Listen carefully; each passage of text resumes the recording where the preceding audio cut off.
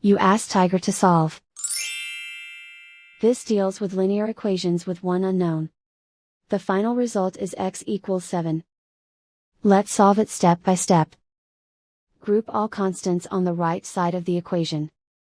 Subtract 2 from both sides. Simplify the arithmetic.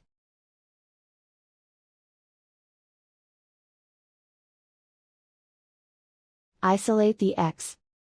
Divide both sides by 7. Simplify the fraction. Find the greatest common factor of the numerator and denominator. Factor out and cancel the greatest common factor.